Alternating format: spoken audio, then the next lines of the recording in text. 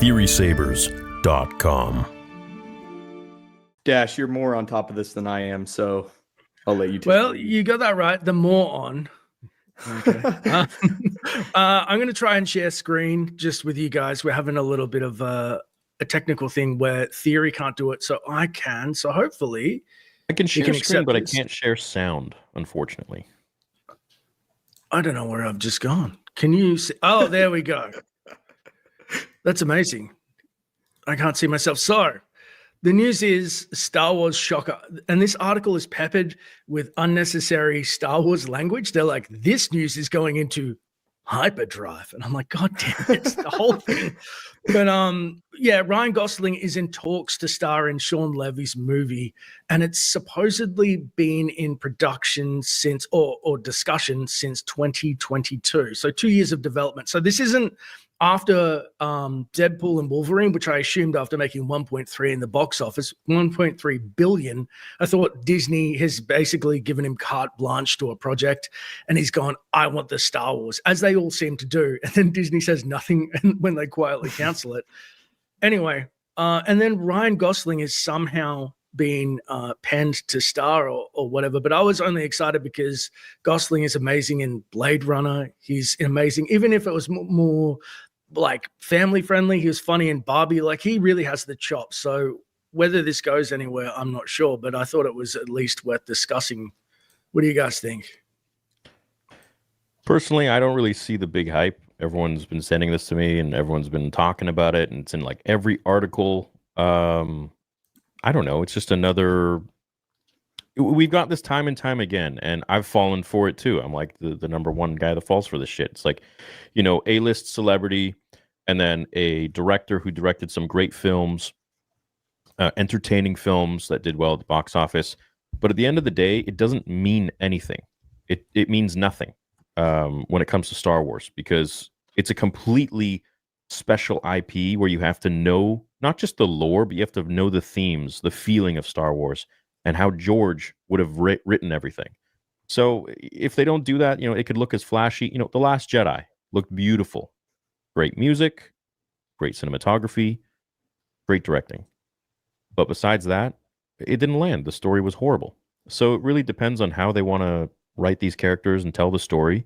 Tell the story of the Force, the Jedi, the Sith, whatever it might be, and go from there. But, you know, there's a lot of buzz just because these guys are famous for previous works that they've done. I mean, Ryan Gosling is a good actor, and Sean Levy is, you know, he's directed some good stuff. But besides that, I think when it comes to Star Wars, we got to wait and see. I mean, Stuart Beattie, for example, he's created some amazing films. 3:10 to Yuma, for example, he wrote the whole thing, didn't get credit for it, like he said in the interview. And he was gonna that script for Kenobi trilogy was phenomenal, and yet he doesn't have the same level of fame as Ryan Gosling or Sean Levy, unfortunately. But he gets Star Wars. But no one really, you know, made articles being like, "Oh my God, Stuart Beattie is writing all of these movies for Kenobi." So I don't know. I'm skeptical, man. I'm just gonna wait and see how they actually do it. But I'm not really hyped. I don't really care. I just want to say that 3:10 to Yuma is like one of the most underrated Westerns ever, in my opinion. Yeah. And if you guys have not seen it, you guys need to go watch it tonight. I actually think after this, I might watch it. But in terms of this Sean Levy film, you know, there's two things, in my opinion. You have good directors and you have directors that are good for Star Wars. Deadpool and Wolverine is a movie that like I really enjoy, but Star Wars has such a unique and meticulous, difficult tone to achieve. And at this point, I'm not going to get hyped for anything until I see it. Taika Waititi's film, you know, Taika, talented director, or so we all thought, like extremely talented. But apparently that's shelved. And then Rian Johnson's trilogy, which we obviously don't want. But at this point, it's all about results. I'm tired of these big name announcements to build up temporary buzz and then just explode in the background and are brushed under the table so no one sees it. Super pessimistic today.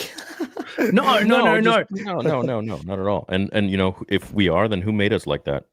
Disney, right? So You know, if you go back in time, you look at my videos, you look at Wave's videos, you'll see that we were extremely optimistic. In fact, I remember seeing so many comments being like, you know, we're filling in the gaps, we're doing damage control for them, and that's because we were just a fan hoping that everything was going to be great. But lo and behold, you know, fool me once, you know, shame on you. Fool me twice, shame on me, kind of thing.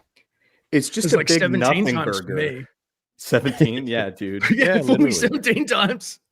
Yeah, it's a big nothing burger. It's like, oh, we're developing this new thing, and it's like, okay, and then it just goes into oblivion time and time again, and I am incapable of getting excited for nothing at this point. I mean, can we even have a count for how many projects have been shelved or just quietly canceled in the background? We got to be approaching at least 20, right?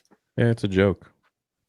It's a joke. And it's unfortunate that we're talking like this instead of just being excited and this and that. But, you know, we're not going to chill out and be like, oh, yeah, oh my God, another. No, how many times are we going to go through this? Like, Ryan Gosling and Sean Levy doing a Star Wars thing, it means nothing to me. Like, what does that mean? What is their involvement with Star Wars? We got a good actor, but it means nothing if we don't have the right script, the right mind behind it. And so I'm not saying that he's not going to do that, but I don't know. Because Star Wars is not like a typical Marvel movie or whatever where you can just kind of wing it sort of thing.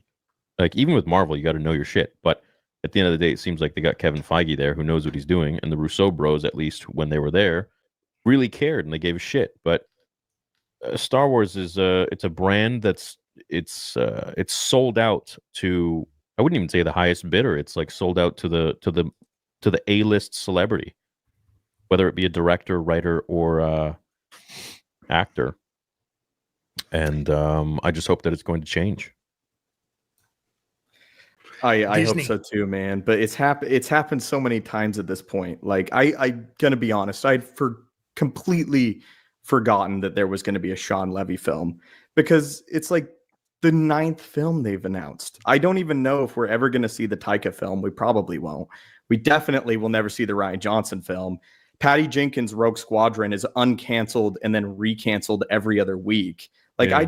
I can't do it, dude. I can't get excited. I love Ryan Gosling, but if they announced that Daniel Day-Lewis was going to play a freaking Sith Lord, I don't think I'd be excited. I have to see it. Yeah. Come on, Daniel Day-Lewis. That is my breaking point. I'd be screaming drainage. No, I get exactly what you mean, and you know it. I mean, also Weiss and Benioff. Remember Game of Thrones? Did you mention them? The PR is so horrible that they don't even address. Like, they just can't be bothered. There's like, they'll forget about it unless we want them to.